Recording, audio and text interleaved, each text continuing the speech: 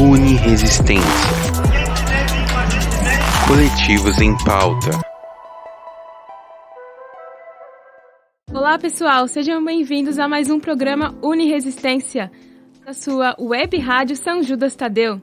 E hoje estamos aqui com um coletivo muito especial, para mim e para outros universitários da São Judas, o coletivo Araijo. E aqui comigo está o Thiago Lopes. Tudo bem, Thiago? Tudo sim, Letícia. Espero que você também esteja bem. Só fazer um adendo aí que é Araijo. Araijo. Isso, que é em Yorubá, né? E aí significa corpo que dança.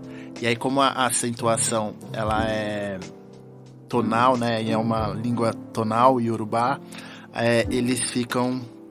Esses acentos confundem bastante a gente. E aí, pra falar, fica bem complexo. Aí, normal, eu tô acostumado quando a gente vai fazer qualquer coisa, o pessoal dá uma... E aí, a gente tá sempre aqui aberto pra conversar também sobre o nome, né? Que já diz muita coisa. E esse coletivo Araijo, o corpo que dança, tem qual objetivo e quem faz parte deste coletivo? Penso... Eu vou falar por algumas pessoas, já que é um coletivo, e aí nós somos em 7 hoje, todos moradores de diferentes periferias da cidade de São Paulo, mas a nossa atuação fica ali na Brasilândia, e aí o coletivo e o objetivo dele é justamente questionar o fazer artístico a partir da periferia e não mais do centro, né? Porque a gente pensa, quando pensa fazer artístico, pensa que a arte só se dá no centro, né? E aí o coletivo nasce justamente para dizer, não, a gente faz arte sim na periferia, e a periferia fala muito sobre muitas questões, e a gente faz artisticamente uma resistência e existência, né? Ótimo. E você disse também sobre um pouco da Brasilândia. Ela fica localizada na zona norte de São Paulo, mais ou menos oeste, né? Isso. Tem pessoas que vai dizer que a Brasilândia está na noroeste. Tem pessoas que defendem que a Brasilândia está na norte mesmo.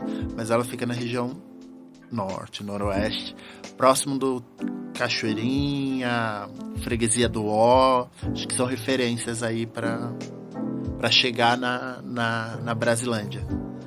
E esse coletivo que dança, ele dança apenas nessa região norte ou ele também dança em outros lugares? O nosso foco principal é ocupar a Brasilândia, mas não por isso que a gente não ocupe outros lugares, né? Como eu disse, a gente faz parte de outras periferias. São várias as periferias, várias as pessoas, e a gente, por ocupar essas várias outras periferias, a gente também acaba ocupando os lugares. E também o centro, porque o centro também é um lugar de direito nosso, né? Eu acho que isso é muito importante de pensar, que quando a gente fala de ser um grupo da periferia, a gente também é um grupo que deve ocupar o centro, porque senão a gente fica nichado. E aí eu acho que a ideia do nicho, de estar num canto só, não faz muito sentido pra gente. A gente tem que ocupar esse espaço, mas nunca esquecer de onde a gente veio, né? E eu acho que é isso que um dos objetivos de vida, e eu enquanto pessoa falando, mas também enquanto coletivo, a gente tem prezado muito por isso, que é o de ir para frente, mas sempre olhar para trás e pensar o que é importante pra gente. E aí a gente entende que o importante é estar e ser da periferia e fazer arte lá, sabe? E por essa importância, uma das pautas também pode ser a diversidade, pessoas de diversos lugares de São Paulo. Eu acho a palavra diversidade um tanto quanto complexa, né? Porque atualmente a gente usa a diversidade para falar de tanta coisa e a gente acaba não focando em algumas coisas. A gente, enfim, é um grupo com a maioria de pessoas LGBTQIAP+, então isso já nos torna diversos em várias situações. É um grupo com 99,9% de pessoas pretas. Então, dentro da ideia do que é a diversidade, a gente também acaba abarcando todos esses corpos ou corpas não dissidentes, né? São corpos dissidentes. E aí a gente fica nesse lugar da diversidade como um plural mesmo, né? Seja nessas corpas que estão presentes, seja também no processo artístico, né? Porque o nosso processo artístico, ele é diverso. A gente não é de uma linguagem só. O nome é corpo que dança, mas a gente fica sempre muito nesse lugar do tipo, é teatro? É dança? É performance? O que é, né? E aí a gente opta por não dizer, mas sim sentir as vibrações do ambiente e do processo artístico. E aí quando eu falo isso, para não ficar muito, enfim, muito distante, a capoeira, para mim, ela é um lugar cheio de várias manifestações dentro de uma mesma manifestação. Um exemplo disso, né? A capoeira, ela é dança, luta, né? Ela é teatro, porque existe um lugar teatral ali também. As faces, né? Os corpos estão ali performando, e aí tem muita coisa acontecendo. Eu tô cantando, eu tô dançando, eu tô lutando e tô resistindo. Então, eu acho que a capoeira, para mim, é um lugar muito nítido, né? De como as manifestações são, e quando as manifestações afrodiaspóricas acontecem, porque esse também é outro foco do coletivo, faz com que a gente olhe para elas com maior carinho, sabe? E aí a gente abraça essa diversidade em todas essas possibilidades, sabe? Não ser taxado como um grupo de dança ou um grupo de teatro, mas tentar pegar tudo isso dentro das manifestações, que está para além de uma classificação X ou Y, e a gente tentar ocupar esses espaços. Só que, mesmo sendo diverso, a gente acaba sendo taxado, né? Taxado, e aí acaba ficando nos núcleos, né? Como se tivesse apenas aquela panelinha e ficasse reservado. Mas não é esse o objetivo do coletivo. Não. E aí, para tentar alguns editais culturais, por exemplo, a gente tem que se definir como alguma coisa. A gente não consegue entrar no lugar das multilinguagens. Tem editais que aceitam as multilinguagens. Algo mais generalista, né? E aí, a gente fica nesse lugar do tipo, agora eu vou ficar na dança, agora eu vou ter que definir esse trabalho como dança, não, eu vou ter que definir esse trabalho como teatro, e agora eu vou seguir os dois, né? Enfim, e existe, né, as intersecções entre teatro e dança, existem as diversas possibilidades.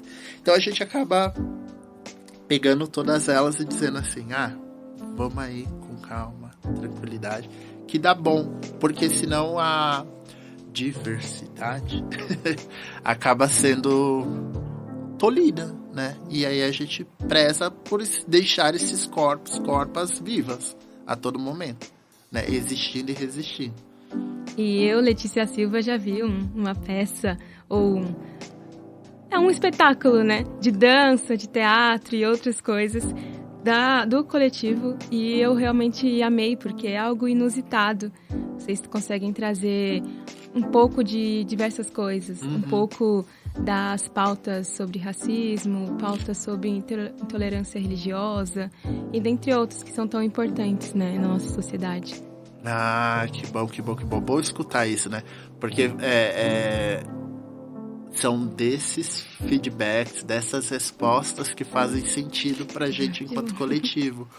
Porque, de fato, o nosso trampo é esse. E é de pensar mesmo essas negritudes e todas as suas questões e de levar para vários lugares para que a gente consiga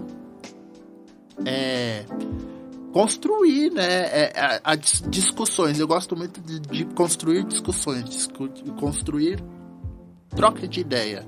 Eu acho que a gente, enquanto artista, deve ter esse olhar para trocar ideia, sabe? Muito importante.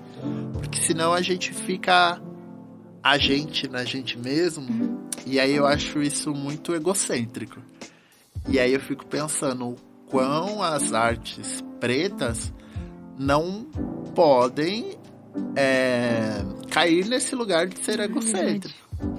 Porque eu não consigo falar de mim sem falar de um todo. É muito doido pensar isso, né? Porque mesmo que eu vá falar de mim, das minhas questões, as minhas questões elas estão imbricadas em 1 milhão de outras questões. E aí, quando isso é uma percepção que eu tenho. Quando uma criação artística ela é voltada e criada por pessoas brancas, normalmente tem esse outro olhar. E é muito mais eu do que o todo, né? E aí entra muito na minha ideia de filosofia de vida, e aí que é baseado em uma filosofia africana, que é o Ubuntu, né? Eu sou porque nós somos. Se eu estou aqui presente, eu sou porque tenho muitos outros aqui comigo, e muitos outros que vieram antes de mim, muitos outros que, enfim, estão aí seguindo. Né? Ó você aí, né? É verdade, nesse um exemplo. Nesse processo. Então, eu sou porque nós somos. E aí, esse pra mim é o lugar mais valioso que se tem.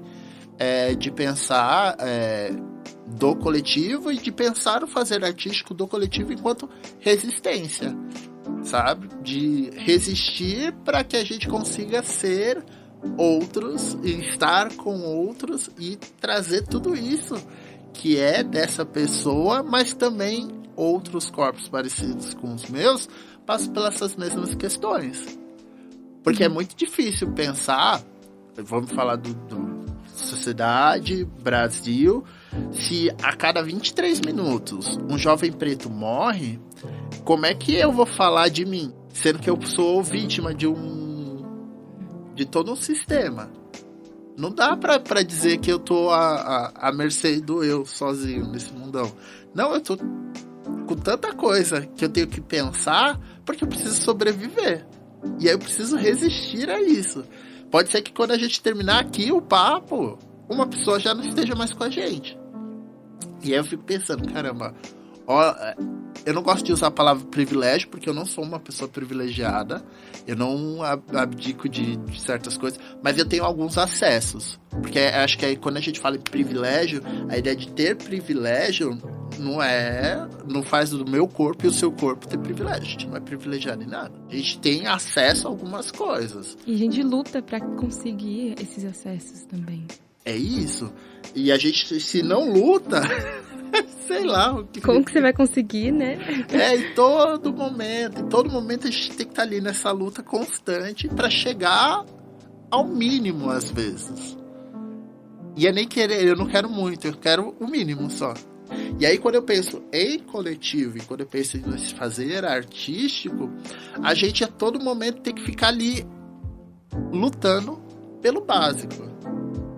E aí quando eu falo básico é de ter verba para condução, para que todo mundo consiga se deslocar pela cidade de São Paulo para fazer o ensaio.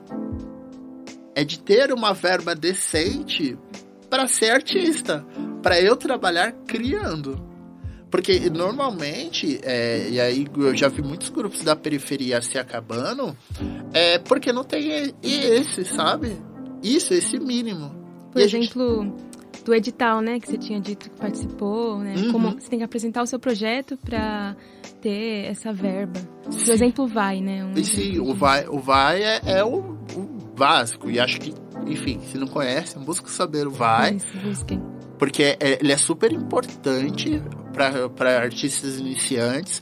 Hoje o coletivo está com fomento da periferia.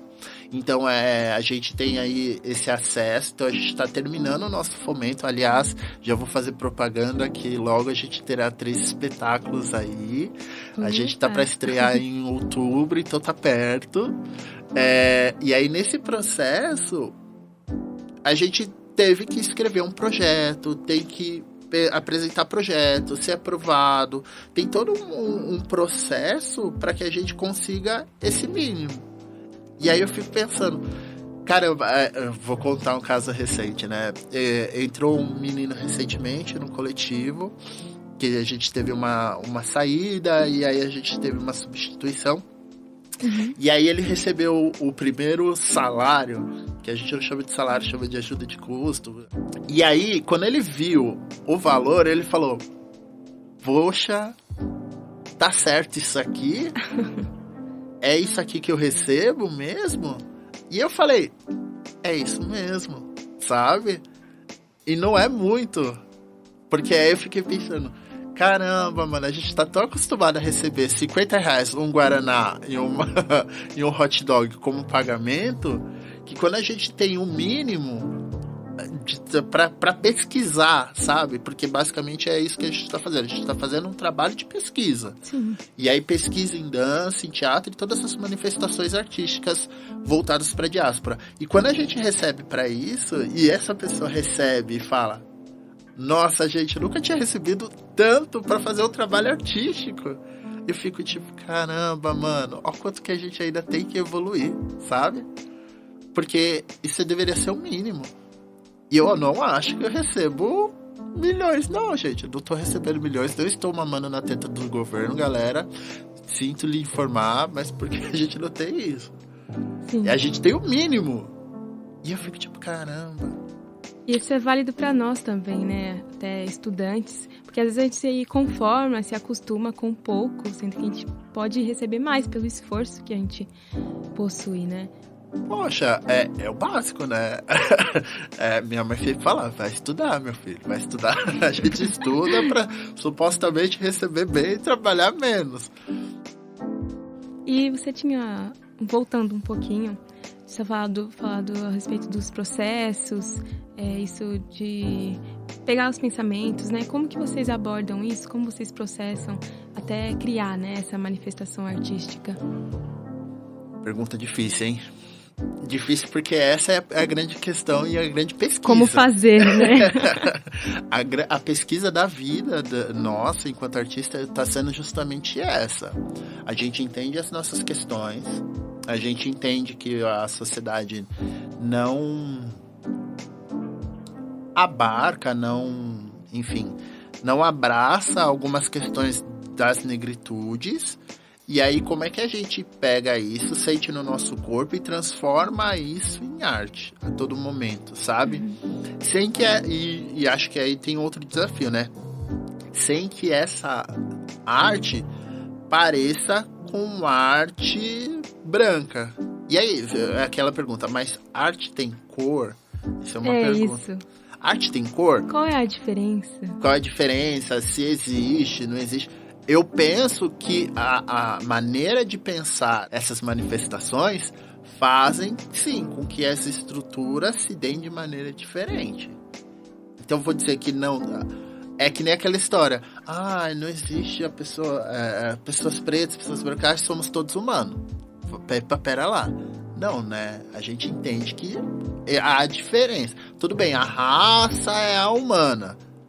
Mas socialmente falando, isso gera diferença. Cada um, né, tem essa trajetória. Até eu, para vir até aqui no estúdio, teve um processo de vida, né? Uhum. E eu como mulher negra, o Thiago como um homem negro, homossexual. E entre outras coisas que a gente engloba dentro de cada um. Sim. Faz, né? Com que isso faz com que minha história gere outras coisas. Então não adianta falar pra mim que somos todos iguais. Não, meu corpo não é visto da mesma maneira que um corpo branco. Logo, a minha manifestação não é vista da mesma maneira que uma manifestação artística branca. Logo, a construção disso é diferente porque se dá em pautas diferentes. Todo mundo... E aí eu acho que é esse lugar, né? Tem uma técnica em dança chamada dança da indignação, que é de uma mulher gorda, preta, chamada Gal Martins, que é do Capão Redondo, se eu não me engano, que ela vai dizer que a gente precisa pegar as nossas dores e transformar isso. E aí ela usa até o exemplo do surfar, né? Você tem que surfar na dor. Porque quando a gente pensa em surfar, a gente pensa em resistir. Porque o surfar é resistir, né? Você tá um corpo resistindo. O equilíbrio, né? Em equilíbrio a água, equilíbrio a prancha, equilíbrio a um monte de coisa. E aí, desse mesmo jeito, então de pegar todas as nossas dores e transformar e equilibrar tudo isso. Eu acho isso de uma sacada, sabe? De uma inteligência. E aí é louco pensar, porque quando a gente pensa técnicas, a gente vai buscar técnicas que são eurocentradas. E essa é uma técnica que é preta e brasileira. E eu fico tipo, caramba, mano, por que a gente não dá valor a essas técnicas que estão aqui? E a técnica dela é realmente algo que eu me identifico muito. É difícil a gente definir arte, né? Mas uma das definições para mim, por exemplo, é essa interpretação do que a gente sente através do nosso corpo, através das pinturas e etc, né? Não, eu acho de uma genialidade o trampo da Gal. Da Gal e da Fia Sansa Croma, né? Porque é isso. Ela resiste e vem resistindo. Acho que eles estão com 22 anos agora de companhia. E você olha, o trabalho deles é incrível. É incrível, é incrível. E é isso. São corpos pretos, a partir de uma perspectiva preta, criando uma dança e um processo artístico preto. E é uma referência também, né? Sim, uma referência de vida. Enquanto processo artístico, ela é uma referência. Ela e tantos outros, né?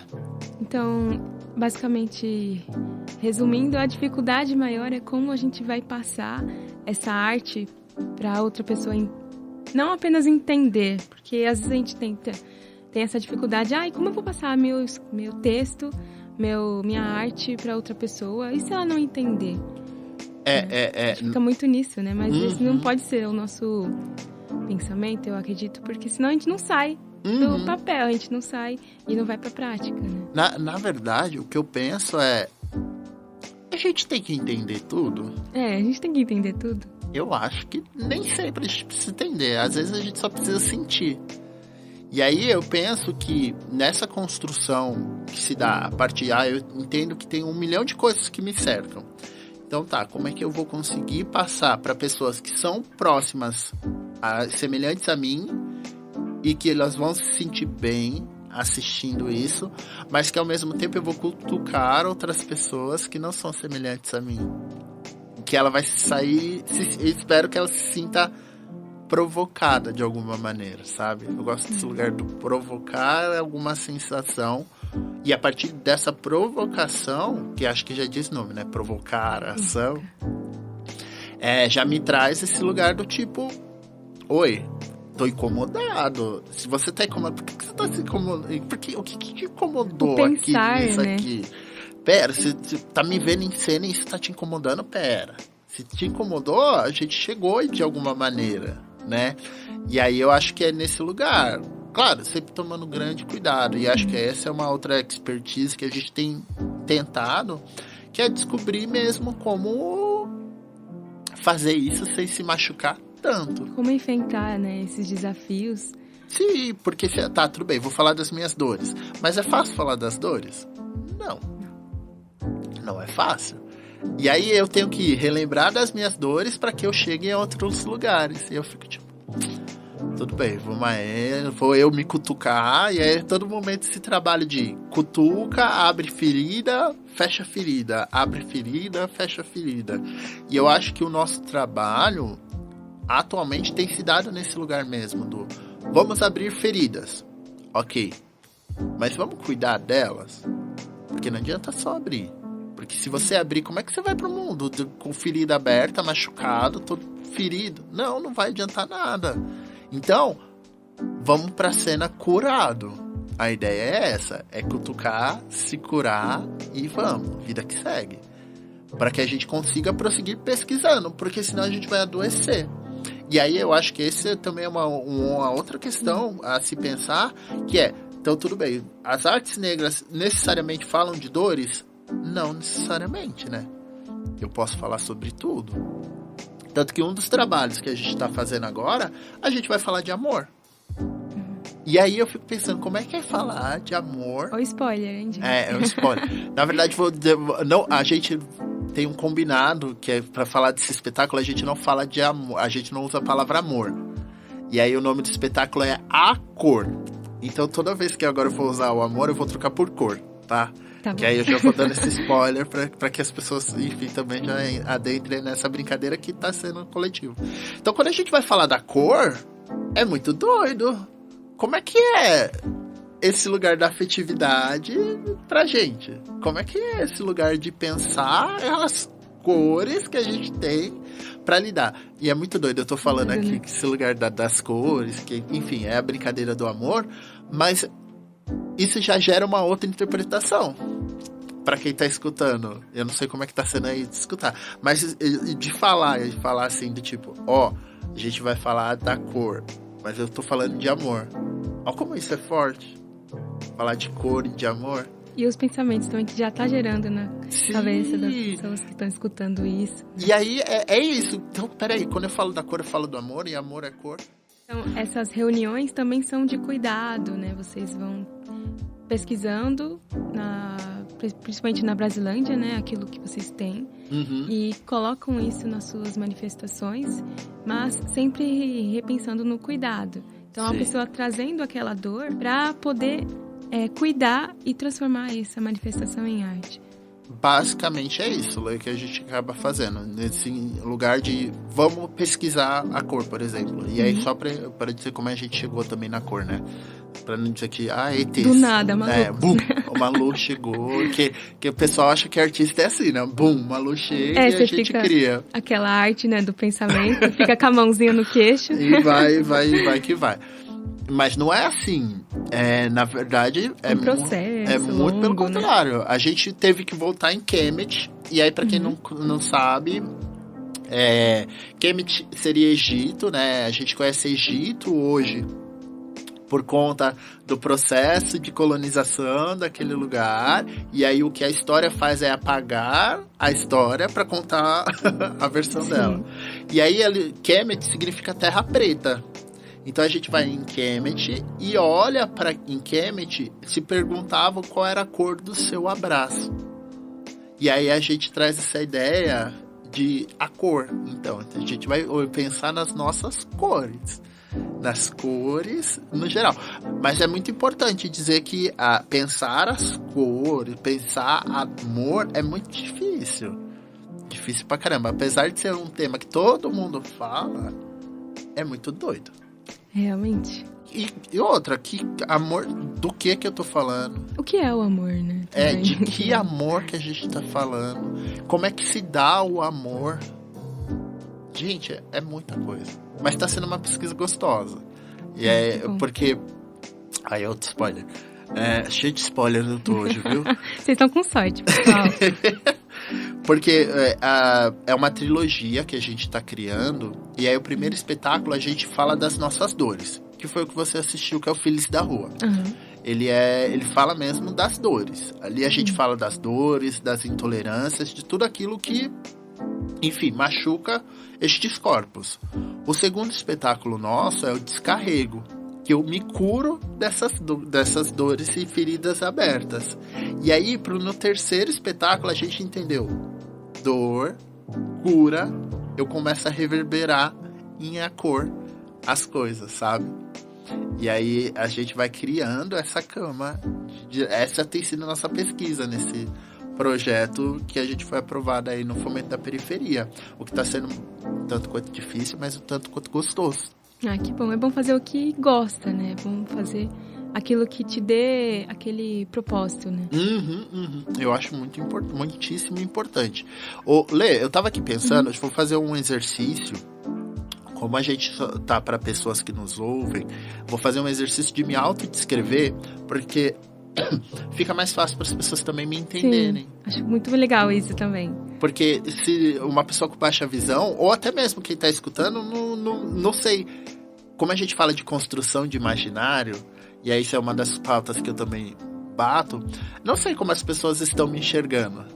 Então eu sou um Thiago, eu sou um homem preto, eu estou careca, minha blusa de frio é uma blusa preta, e aí no meio dela tem uma tarja escrita Love, carregando o amor, e aí tá as cores do arco-íris nessa minha camisa.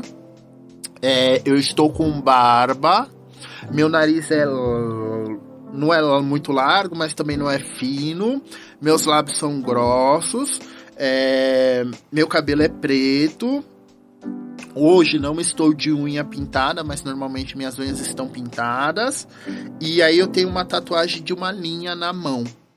E acho super importante, né? Esse exercício de escrever, porque as pessoas também nos enxerguem. E comecem, mesmo, ou me construam no imaginário delas esse lugar de que é uma pessoa preta que tá falando. Porque senão a gente é apagada. Foi assim com alguns autores, né? Realmente. Por exemplo, o Machado de Assis é um exemplo disso. Sim, a gente embranqueceram ele para que ele fosse aceito na literatura brasileira. Aham. Né? E aí, mas o cinema faz muito isso, né? O cinema é muito cruel. Nossa. Cruel demais. Aí, eu acho que um dos mais recentes. Deuses do Egito, vou falar mal deles, viu, galera? Deuses do Egito, e aí só tem deuses brancos no Egito. Na Terra Preta. Como assim? Aí a gente entende a Cleópatra branca, aí todo mundo constrói... Por exemplo, Paixão de Cristo, né? Jesus branco. Muito gente, aí você fica tipo, ok, galera. Geografia, né? Antropologia. É isso, gente. Tá certinho. Jesus é aquele mano, aquele cabelo lindo, liso, maravilhoso, ondulado. Olhos claros. Meio acaju, olhos claros, barbudo. Enfim, super. Eu gostei desse exercício do Thiago, tentar fazer comigo. Acho importante. Eu sou uma mulher preta. Podem me identificar, às vezes, como parda, igual tá no meu RG, mas eu me considero preta. Meu cabelo é crespo. Eu estou usando uma trança como tiara no meu cabelo. Também eu utilizo óculos, porque eu tenho estrabismo. Eu estou usando um blazer fino lilás, meio roxo. Minha blusa por dentro tem um personagem, acho que é a Minnie, em Paris. E é isso, basicamente, sobre mim. Acho bastante importante esse exercício, para que as pessoas comecem a desmistificar e falar, oi, tem gente preta em tudo quanto é lugar. É isso mesmo, galera. Até porque nós somos 56% da população. Às vezes falam, né, a minoria, mas que minoria é essa que é tão grande? Não tô entendendo essa palavra. A minoria de direito, não, a gente é maioria, né? Aliás, você falou do seu RG e eu acho isso muito importante, né? Vou contar um caso aqui rapidinho. Que me aconteceu do tipo, fui tomar a vacina do Covid. E aí tava na fila, aí eu olhei, a moça, ela tava fazendo o cadastro, porque tinha um cadastro inicial. E aí ela me colocou como pardo. E aí eu olhei pra aquilo, olhei pra mim. Mas ela não tinha te perguntado? Não, ela não fez o esforço de me perguntar como é que eu me identificava. Ela olhou pra mim e colocou pardo. E aí eu fiquei tipo... Eu segurei aquilo por um tempinho, porque eu falei, não, ela não fez isso. Ela tinha feito, viu, galera? E aí eu tive que ir lá brigar com ela, brigar no bom sentido. E aí eu falei pra ela, olha, eu vi que você me colocou como uma pessoa parda, mas eu não me considero uma pessoa parda. Você pode mudar pra mim, por favor? Eu sou uma pessoa preta. E eu entendo que isso são números. E se são números, é importante que eu me coloque como eu me entenda. E eu acho muito importante que você faça o exercício de perguntar para as pessoas. Porque senão você vai estar pagando muita coisa. Ai, mas o pessoal... Aí ela falou, o pessoal daqui não gosta que a gente fale, que a gente pergunte. Nossa. E eu fiquei tipo... curioso. Eu também tô curiosa agora. Eu fiquei curioso isso. Por que as pessoas não falam? Meu lado de pretas? Estudante jornalista. Porque... Pera lá, por que ele não pode falar que são pessoas pretas? Ah, tudo bem, o histórico, enfim. Por que a gente não quer falar? Existe todo um histórico que, enfim, eu posso trazer aqui várias teorias que vão dizer por que a gente não fala que a gente é preto, né? Sueli Carneiro defende isso. Enfim, tem vários outros pensadores que vão pensar e dizer sobre isso. Então eu fico pensando, caramba, o como é difícil, né? E aí é uma pergunta que é tão simples. Oi, você se identifica como o quê? Ponto. Isso gera um desconforto enorme. Por que gera isso, né? E eu fiquei tipo, por que tá gerando desconforto? Ei, gata, qual que é o rolê aqui? Vamos trocar uma ideia? Quase que eu sentei lá pra ficar o dia inteiro lá, só assim, olhando pra ver que pessoas que eram essas que estavam dizendo que... ou que não queriam escutar isso. E aí eu fico pensando, Tá, tudo bem. Lembrando que eu sou da Brasilândia. Zona Norte de São Paulo. Um dos E lugares... eu também, gente, sou da Zona Norte, mas não Brasilândia, é Vila Bertina. Ela é da Vila Bertina. Aliás, salve Vila Saudades, Bertina. Bertina. E aí, nesse processo de olhar para Brasilândia, que foi um dos lugares que foram mais considerados violentos na cidade de São Paulo. Ele já no mapa da violência, a gente ainda quer dizer, no mapa da desigualdade, se eu não me engano, a gente está em 7º lugar. Então, a gente tem muitas vulnerabilidades naquele espaço. E aí, eu fico pensando, caramba, se a gente não está se identificando como tal, pera lá, tem algo errado aqui, a gente precisa repensar. Algo de errado não está certo. A gente precisa pensar na nossa configuração.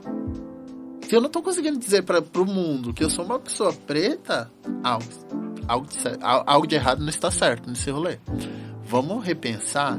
E aí eu fico pensando em toda a construção social e histórica que essas pessoas tiveram. E tudo, parece que eu tô falando de coisas aleatórias, mas tudo isso também fala e diz respeito sobre o que o coletivo faz. Que é olhar para essas questões e trazer para a cena. E colocar uma lupa para dizer, oi, olha o que tá acontecendo. Isso que tá acontecendo, exatamente. E aí eu acho isso muito bonito, mas eu não quero que fique romantizado, porque não é bonito. É triste, né? É triste, bem triste. E aí é esse lugar do tipo, caramba, vou ter que discutir pelo básico.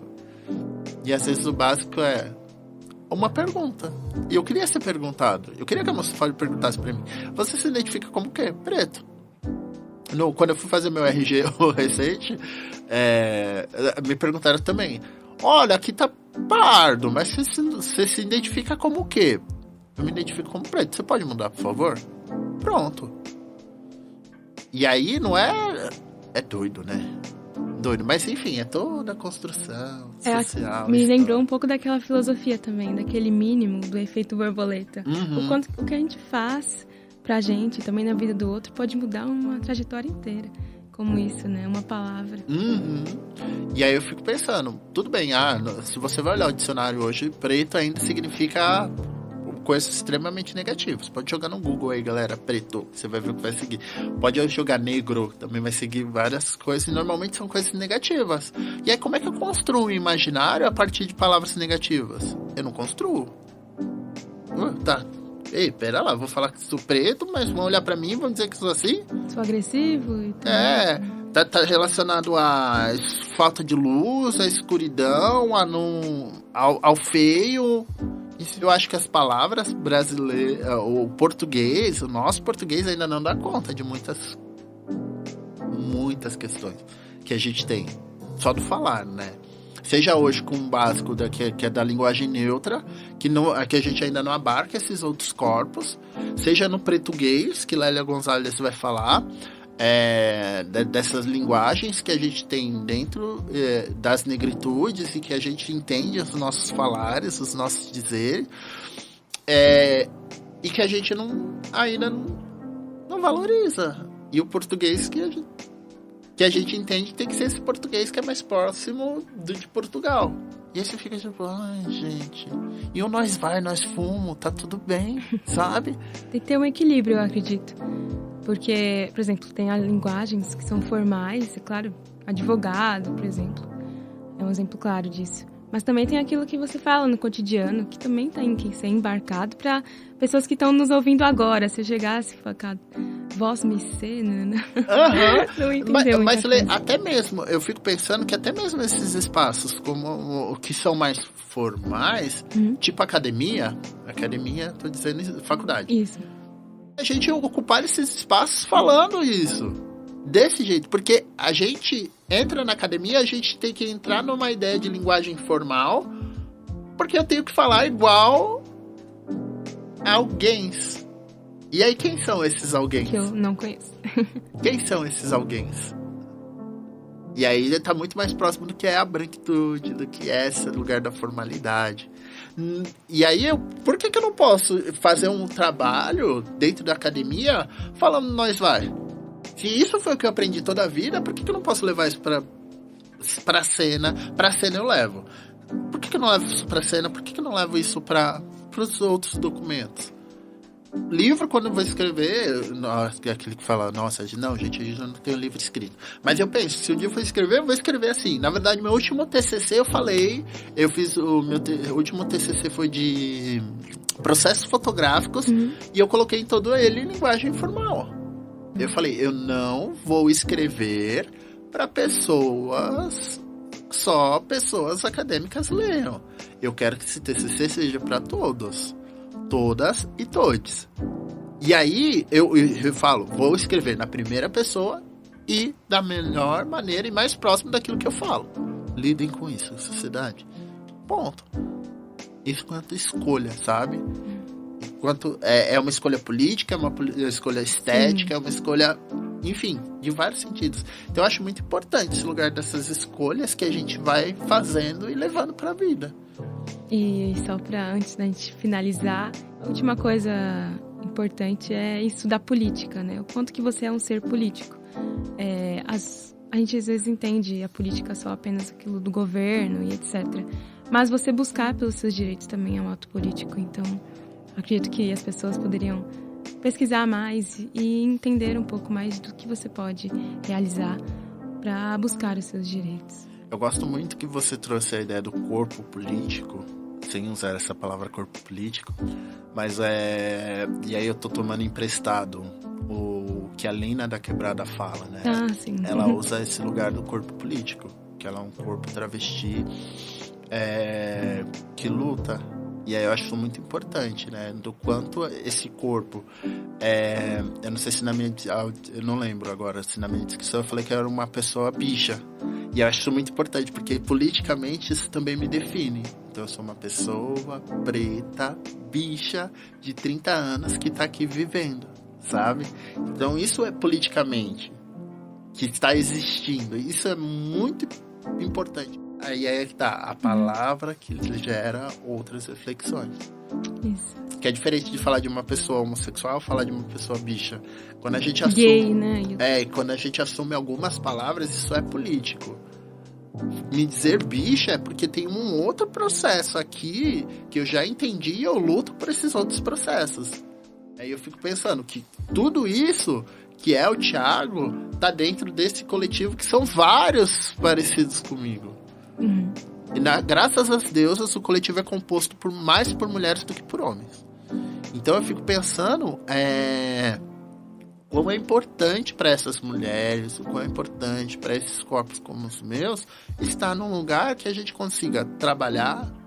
A gente trabalha fazendo arte, recebendo para isso, construindo outras coisas. Isso é muito importante. Isso, e continuamos resistir, né? A resistir a tudo. Muito obrigada, Thiago, por estar aqui com a gente. Se você puder fazer outra visita aqui na Web Rádio São Judas, seja muito bem-vinda. Olha, já tô aceitando super o convite. Ainda bem, que bom. Gostei muito de estar aqui com você. E você quer falar mais alguma coisa? Fala a divulgação do coletivo. Eu vejo que vocês têm Instagram e YouTube, né? E falem também das próximas peças, não com muito spoiler. Tá, vamos lá. Antes de eu fazer a divulgação, primeiro dizer que eu fico muito feliz de te reencontrar. Eu acho que a gente não falou sobre isso, mas a gente tá rolando um reencontro em um lugar diferente hoje. Sim. Isso é muito importante pra mim. Letícia foi minha aluna de teatro. E aí, faz muito sentido pra mim te encontrar nesse novo espaço. Antes eu não era estudante de jornalismo e agora estou no 5º semestre, pessoal.